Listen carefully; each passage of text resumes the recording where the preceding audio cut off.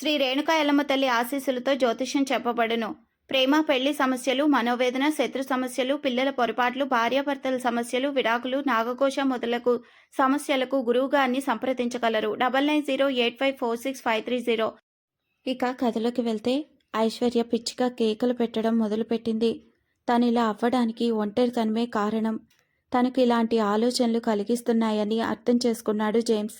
ఆ సంవత్సరమే జేమ్స్ చదువు కూడా పూర్తి అవడం వల్ల జేమ్స్ వెంటనే ఐశ్వర్యను పెళ్లి చేసుకుంటాడు. అప్పటికే జేమ్స్ ఐశ్వర్య వాళ్ళ బిజినెస్లన్నీ చూసుకోవడం మొదలుపెట్టాడు. వంశీ ఆఖరి కోరిక తీర్చడమే లక్ష్యంగా పెట్టుకుంది ఐశ్వర్య. ఐశ్వర్య ఆలోచనలను మార్చాలని జేమ్స్ ఎంతగానో ప్రయత్నాలు చేస్తున్నాడు. కానీ ఐశ్వర్య మాత్రం పట్టు వీడని విక్రమార్కుడిలా కీర్తి మీద అటాకులు చేయిస్తూనే ఉంది. ఐశ్వర్య ఎందుకు కీర్తిని చంపాలనుకుంటుంది అండ్ కీర్తి ఎందుకు భయపడుతుంది అనేది స్టోరీలో రివీల్ చేశారు. కానీ అక్షయ్ మాత్రం కీర్తి ముందర వంశీ కీర్తిని ప్రేమించడం నుండి యాసిడ్ అటాక్ వరకు మాత్రమే చెప్తాడు. ఎందుకంటే కీర్తికి వంశీ వాళ్ళ నాన్న మరణం గురించి తెలిస్తే తట్టుకోలేదని. ఇక మిగిలింది చూద్దాం. పాస్ట్ ఇంతటితో కంప్లీటెడ్. ప్రెజెంట్ అక్షయ్ చెప్తున్నదంతా విన్నారు అందరూ. వంశీ ప్రవర్తన వలన అలా జరిగిపోయింది. అందువల్లనే చంపాలని అనుకుంటున్నాడా అంటుంది కీర్తి. ఈ మొహంలే, అసలు వాడు బ్రతికేలేడు అని మనసులో అనుకుంటాడు అక్షయ్. కీర్తి, జరిగింది నేను చెప్పానుగా, నువ్వు కొంచెం నీ ఛాంబర్కి వెళ్ళు. వంశీనే అని గ్యారంటీ లేదు. మనకు జస్ట్ నిన్నెవరైనా ఏడిపించారా అంటే అది మాత్రం చెప్పాను అన్నాడు అక్షయ్. కీర్తిని చంపాలని అనుకునేది వాడే అక్షయ్, నీకింకా అర్థం కాలేదా అన్నాడు శ్రీ. కీర్తి, నువ్వెళ్ళు అంటాడు అక్షయ్. అక్షయ్ ఏదో ఇంకా చెప్పాలని అనుకుంటున్నాడని ఆపైకు అర్థమైంది. కీర్తి, నువ్వెళ్ళి ప్రాజెక్ట్ పని చూడు, ఇవన్నీ వదిలేసాయి అన్నాడు అభయ్. కీర్తి అలాగే ఏడుస్తూ కూర్చుంటుంది. కాబోయే భర్తగా కాకపోయినా ఆఫీస్లో బాస్గా అయినా నా మాటకు విలువివ్వు అంటాడు అభయ్. మరో మాట ఇంకో నిమిషం కూడా అక్కడ ఉండకుండా కీర్తి వెళ్ళిపోతుంది.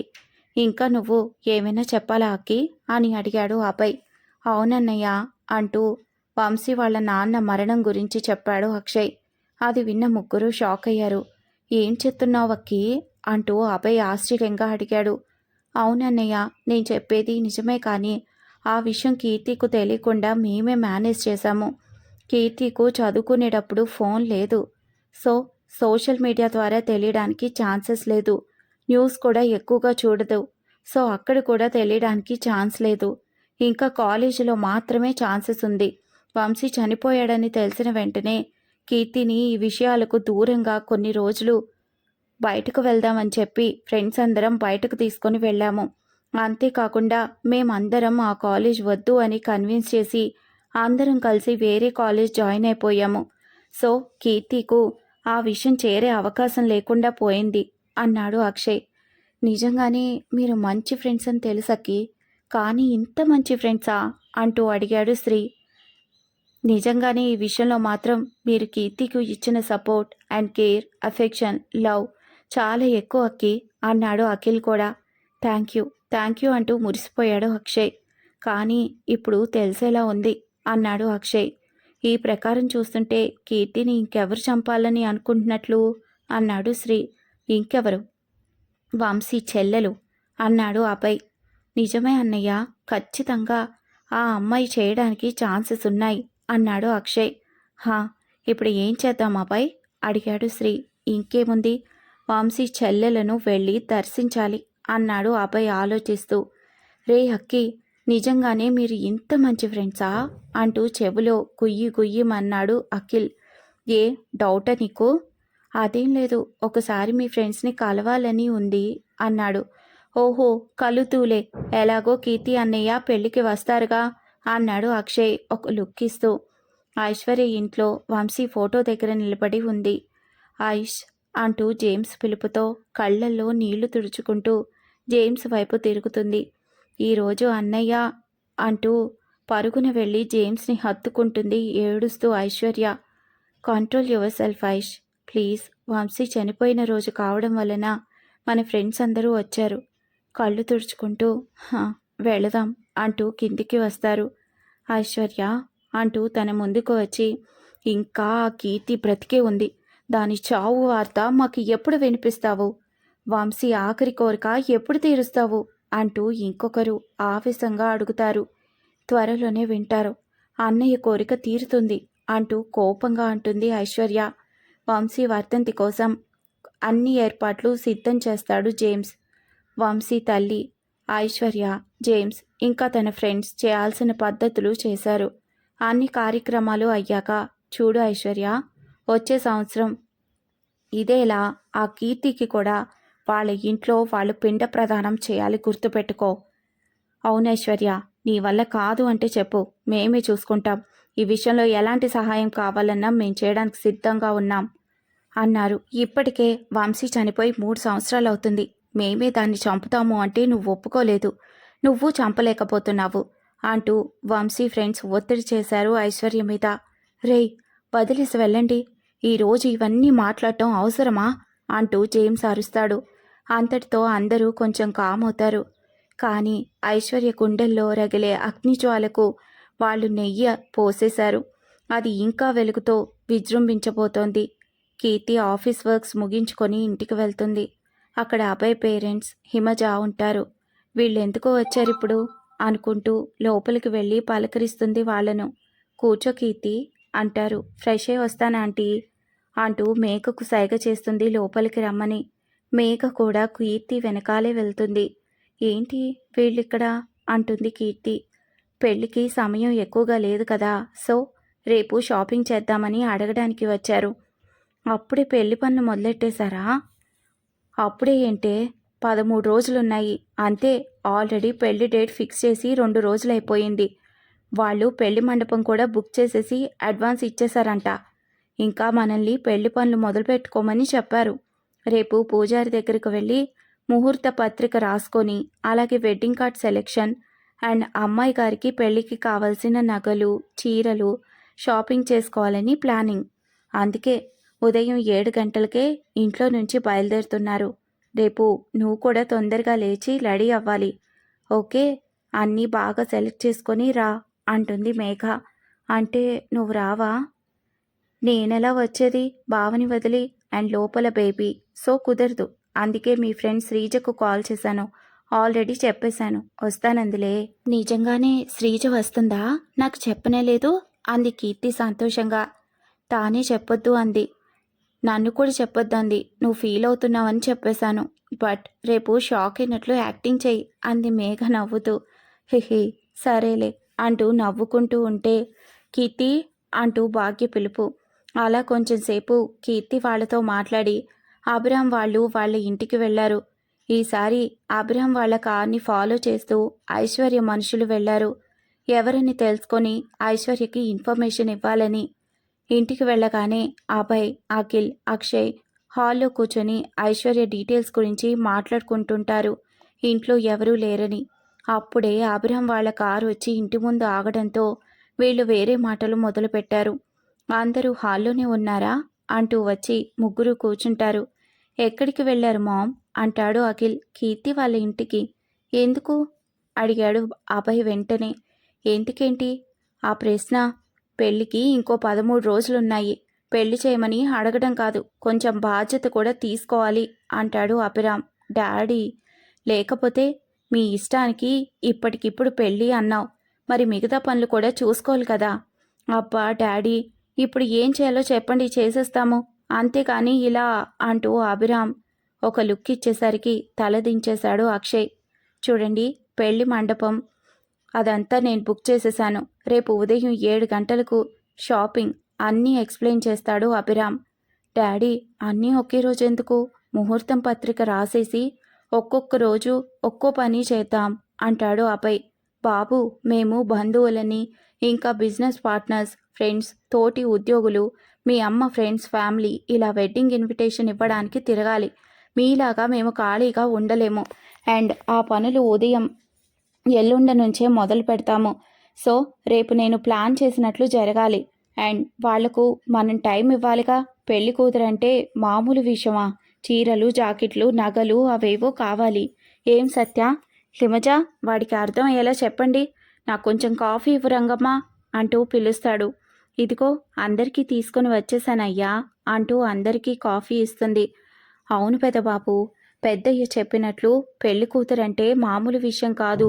మామూలుగా అయితే పెళ్లి అంటే ముందు నిశ్చితార్థం చేసుకొని ఆ రోజే ముహూర్తం పత్రిక రాసుకుంటారు. అప్పుడే కనీసం పెళ్లికి 1 నెల లేదా 2 నెలలు గడువు తీసుకొని ముహూర్తం పెట్టుకుంటారు. అప్పుడే అన్ని పనులు సవ్యంగా జరుగుతాయని అంటుంది రంగమ్మ. హా, అదన్నమాట సంగతి. పెళ్లి తొందరగా జరగాలి అన్నారు కాబట్టి ఇలా. అందుకే వీలైతే అన్ని పనులు రేపే చేసేసుకొని అండ్ కీర్తిని కూడా ఇంట్లోనే ఉండి హెల్ప్ చేసుకోమని చెప్పు. వాళ్ళ అక్క గర్భవతి అంటాడు అభిరామ్ ఆలోచిస్తూ. కీర్తిని ఇంట్లోనే ఉంచడం కుదరదు డాడీ అంటాడు అభయ్. అభి అంటూ కోపంగా పైకి లేస్తాడు అభిరామ్. డాడీ ప్లీజ్ అంటూ పైకి లేస్తాడు అభయ్ కూడా. అభి సైలెంట్గా ఉండు. మామయ్య మీరు చెప్పినట్లే కీర్తి ఇంట్లోనే ఉంటుంది. మీరు వెళ్ళి రెస్ట్ తీసుకోండి అంటాడు అఖిల్. అవునన్నయ్య మీరు వెళ్ళండి అంటూ హిమజ కూడా చెప్పడంతో అభిరామ్ వెళ్ళిపోతాడు తన గదికి. అభిరామ్ వెళ్ళాక ఏంటభి డాడీతో అలాగేనా మాట్లాడేది అంటుంది హిమజ. అది కాదత్తయ్య అంటూ ఉండగా అభయ్ హా నాకు తెలుసులే, కీర్తి లేకుండా చూడకుండా ఉండలేవు. కానీ ఇంకో 2 వారాలు అంతేగా, ఆ తర్వాత 24 గంటలు నీతోనే ఉంటుంది. నువ్వు చూస్తూనే ఉండొచ్చు. ఈ 2 వారాలు అన్నయ్య చెప్పినట్లు విను అంటూ చెంపలు పట్టుకొని ప్రేమగా చెప్తుంది హిమజ కన్నా అంటూ. వీళ్లకు ఇలా అర్థమయ్యిందా అని మనసులో అనుకుంటూ ఇక ఏమి మాట్లాడాలో తెలియక సరే అత్తయ్య మీరెక్కువగా ఆలోచించకండి అంటూ అభయ్ తన గదికి వెళ్ళిపోతాడు. అక్షయ్ అఖిల్ ఒకరినొకరు చూసుకుంటూ అభయ్ వెనకాలే వెళ్తారు. అభయ్ ఎందుకు అంతగా టెన్షన్ అవుతావు? కీర్తి ఇంట్లోనే ఉండడం సేఫ్ కదా అంటాడు అఖిల్. ఎలా సేఫ్ అవుతుంది? తన చుట్టూ మనుషులున్నారు అఖిల్. ఎప్పుడో ఒకసారి తన మీద అటాక్ చేయకుండా ఉంటారా? అన్నయ్య నేనొకటి చెప్పేదా? ఇన్ని రోజులు అంటే కీర్తిని ఎవరు చంపడానికి ప్రయత్నం చేస్తున్నారో తెలియదు. కానీ ఇప్పుడు తెలుసు కదా. మనం జాగ్రత్తగా మనుషుల్ని పెడదాము. అండ్ ఆ ఐశ్వర్యకి కూడా ఒకసారి వార్నింగ్ ఇచ్చాము అంటే తానే సైలెంట్ అవుతుంది. మన దగ్గర ప్రూఫ్లేమీ లేవు కదా అక్కి, తానే చేసింది అనడానికి అని అంటాడు అఖిల్. కరెక్టే, కానీ నాకైతే కన్ఫర్మ్గా తానే అనిపిస్తుంది అంటాడు అక్షయ్. అక్కి నాకు రేపు ఉదయం 8 గంటలకు ఆ ఐశ్వర్య గురించి పూర్తి డీటెయిల్స్ కావాలి. నువ్వు వెళ్ళి కలెక్ట్ చేస్తావో మనుషుల్ని పెట్టి కనుక్కుంటావో తెలీదు.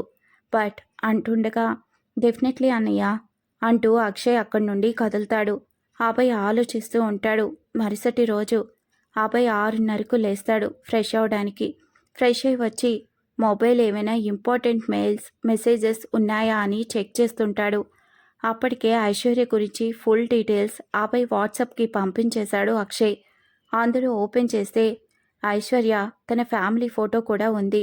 ఐశ్వర్య ఫోటో చూస్తూ ఐశ్వర్య వస్తున్నాను, నా అమ్ముని చంపడం నీ తరం కాదు అని నీకు తెలిసేలా చేస్తాను అంటూ మనసులో అనుకుంటాడు. అభి అభి అంటూ డోర్ తడుతున్న శబ్దం. అభయ్ వెళ్ళి డోర్ ఓపెన్ చేస్తాడు. రెడీ అయిపోయావా అని అడిగింది హిమజ. హా అత్తయ్య 10 నిమిషాలు వచ్చేస్తాను. సరే అభి తొందరగా వచ్చేసేయ్ అంటూ కిందకు వెళ్ళిపోతుంది. అభయ్ కిందకు వెళ్తాడు. అప్పటికే అందరూ రెడీగా ఉంటారు.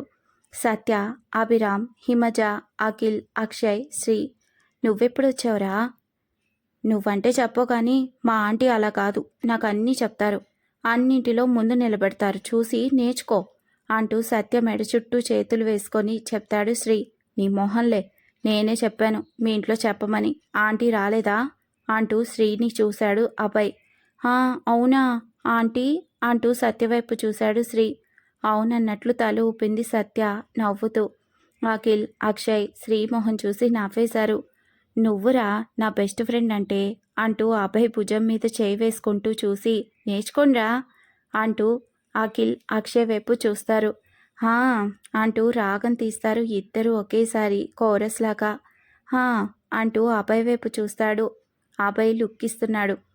హిహి అంటూ పళ్ళు చూపిస్తూ భుజం మీద చేయి తీస్తూ పదండి పదండి, ఇంత లేట్ చేస్తే ఎలా అంటూ హడావిడి చేస్తారు శ్రీ. అందరూ కలిసి ముహూర్తం పత్రిక రాసే వెంకటేశ్వర స్వామి ఆలయానికి బయలుదేరుతారు. కీర్తి వాళ్ళ ఇంట్లో కూడా బయలుదేరుతారు. మేఘ, సంతోష్ వెళ్ళలేరు. ఇంకా ముగ్గురు ఇంటి నుండి బయలుదేరకూడదని పక్కన ఇంట్లో ఉన్న బాగా పరిచయం కలిగిన సరోజ అనే ఒక మహిళని కూడా తీసుకొని బయలుదేరతారు. సమయం 7:30. రెండు కుటుంబాలు ఒకేసారి ఆలయం దగ్గరకు చేరుకున్నారు. ఆపై వాళ్ళు 2 కార్లలో వచ్చారు. కీర్తి వాళ్లకు సొంతంగా కార్ లేదు కాబట్టి కార్ బుక్ చేసుకొని వచ్చారు. అందరూ దిగారు. అభయ్ కుటుంబం అందరి చూపు కీర్తి మీదనే. అభయ్తో సహా అలా స్టన్ అయిపోయాడు కీర్తిని చూస్తూ. చిలకపచ్చ రంగు చీర, అందుకు మ్యాచింగ్ లైట్ డార్క్ బ్లౌజ్, 2 చేతులకి గాజులు, ఎక్కువగా మేకప్ లేకుండా ఉండే స్వచ్ఛమైన మొహం, 2 కళ్లకు కాటుక, 2 కనుబొమ్మల మధ్యలో పచ్చరంగు కలిగిన చిన్న స్టిక్కర్, దాని కింద ఎర్రటి కుంకుమ, చెవులకు చిన్న సైజ్ జుంకీలు, మెడలో చిన్న నెక్లెస్, లూజ్ హెయిర్ వెనుక మళ్ళీ పువ్వులు, ఒక సైడ్ ముందుకు వేసుకొని అచ్చం ఆ లక్ష్మీదేవిలా అందంగా అందాల తారలాగా భువి నుండి దిగి వచ్చిన సింపుల్ దేవతలాగా కనిపిస్తోంది అందరి కంటికి. కీర్తిని చూస్తూ అలాగే అభయ్ వైపు లుక్కిస్తూ అంటాడు శ్రీ. దానికి అర్థం చేసుకున్న అభయ్ కీర్తి నుండి చూపు మళ్లించుకోవడానికి ప్రయత్నం చేస్తాడు. కానీ అవ్వడం లేదు. సత్య, హిమజలు కీర్తి దగ్గరికి వెళ్ళి, మా ఇంటికి ఇంత చక్కటి బొమ్మని పంపిస్తున్నందుకు మీ రుణం ఎలా తీర్చుకోవాలి అంటారు. భాగ్య, ప్రసాద్ ఆ మాటకు మురిసిపోతారు. అది మీ అభయ్ని ఇచ్చి రుణం తీర్చుకుంటున్నారు కదా అంటుంది పక్కనే ఉన్న సరోజ. అందరూ సరోజ వైపు చూస్తారు. అది ముగ్గురమే రాకూడదని పక్కింటి ఆవిడ, అందుకే తీసుకొని వచ్చాము. పేరు సరోజ, మాకు బాగా పరిచయం అంటూ చెప్పింది భాగ్య. మంచిది, సరే రండి వెళ్దాం అంటూ సత్య వాళ్ళు అంటారు. అంతలో శ్రీ కుటుంబం వాళ్ళు కూడా ఆలయానికి చేరుకుంటారు. శ్రీ కీర్తి కుటుంబానికి పరిచయం చేస్తాడు. కీర్తిని చూసి, పుత్తడి బొమ్మలాగా ఉన్నావు తల్లి, చల్లగా ఉండు అంటూ శ్రీ తల్లి శివాని ఆశీస్సులు ఇస్తుంది. సరే సమయం అవుతుంది, పైకి వెళ్దాం అంటాడు అభిరామ్. అలా అందరూ ఆలయం లోపలికి వెళ్తుంటారు. కీర్తిని చూస్తూ నడుస్తూ ఉంటాడు అభయ్. కీర్తి మాత్రం అభయ్ వైపు కన్నెత్తి కూడా చూడదు. అభయ్ ఎంత మంచివాడు అని తెలిసినా, తనను కాపాడటానికి ప్రయత్నం చేస్తున్నాడని తెలిసినా కీర్తి మనసు ఎందుకో ఈ పెళ్లికి ఒప్పుకోలేకపోతోంది. ఇష్టం లేని పెళ్లికి చాలా కష్టంగా నడుస్తూ అడుగులో అడుగులు వేస్తూ దేవుడి దగ్గరకు చేరుకుంటారు. కీర్తిని చూస్తున్న అభయ్ని, కాస్త దేవుణ్ణి కూడా చూసి, కీర్తి నిన్ను చూడాలని కోరుకోమానవా అంటూ ఒక శబ్దం. అది విన్న అభయ్ అటువైపు చూస్తాడు. ముగ్గురు కోతుల్లాగా, అంటే శ్రీ, అఖిల్, అక్షయ్ ముగ్గురు అభయ్ వైపే చూస్తూ ముసిముసి నవ్వులు నవ్వుతున్నారు. గుర్రుమని కళ్ళు పెద్దవి చేసి వాళ్ళ ముగ్గురిని చూస్తున్నాడు అభయ్. నాకు ఒక అనుమానం అన్నాడు అక్షయ్. ఏంటి అడిగాడు అభయ్. కీర్తి నిన్ను ఇష్టపడే పెళ్లికి ఒప్పుకుందిగా, నీకెందుకు అనుమానం వచ్చింది అని మధ్యలో మాట్లాడాడు శ్రీ.